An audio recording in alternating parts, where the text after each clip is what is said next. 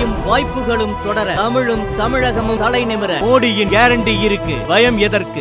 Role model எம்பியாக இருப்பேன், துறைமுக தொழிலாளர்களை காப்பேன். பாஜக வேட்பாளர் பால் கனகராஜ் உறுதி.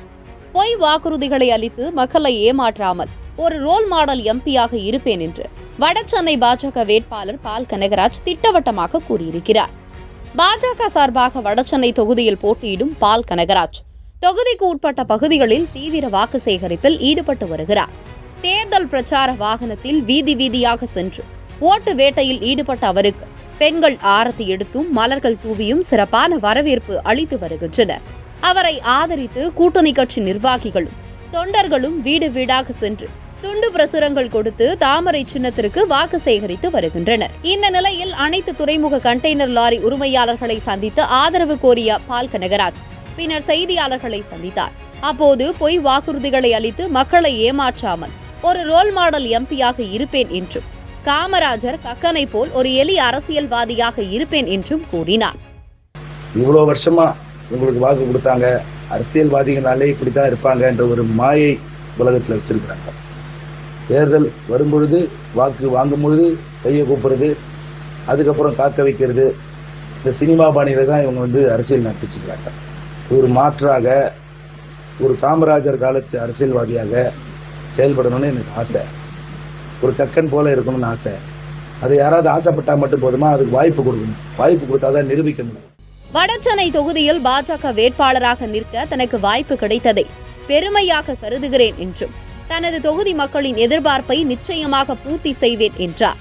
சென்னை துறைமுகம் ட்ரெய்லர் லாரி சங்க உரிமையாளர்கள் தன்னிடம் வைத்த நியாயமான கோரிக்கைகளை நிச்சயம் நாடாளுமன்றத்தில் எடுத்துரைத்து நிறைவேற்ற முயற்சிப்பேன் என்றும் வாக்குறுதி அளித்தார்.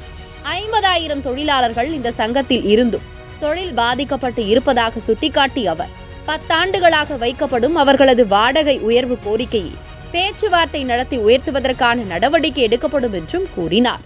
அவங்க லாரி தொழிலை நிம்மதியாக செய்ய முடியவில்லை, ஒரு லாபகரமான தொழிலாக இல்லை.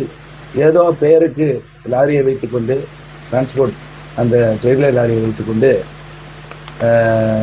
நஷ்டத்தில் தான் இயங்குகிறார்கள் என்பதை சொல்லுகிறார்கள்.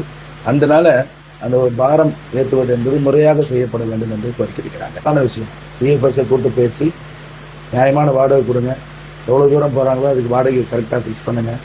10 வருஷத்தில் நீங்கள் ஃபிக்ஸ் பண்ணதுக்கு தப்பு, இதுக்கு முன்னாடி ஃபிக்ஸ் பண்ணணும் அப்படின்னு என்னால் பேச முடியும்.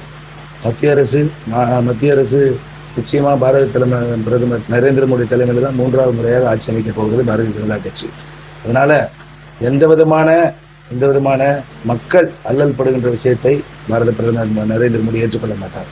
அவர்களுக்கு ஆதரவாகத்தான் செயல்படுவார். ஆணித்தரமாக சொல்றேன், இந்த தொகுதியில் நான் தேர்ந்தெடுக்கப்பட்டால் இந்த பிரச்சனை தீர்த்து வைக்கப்படும்.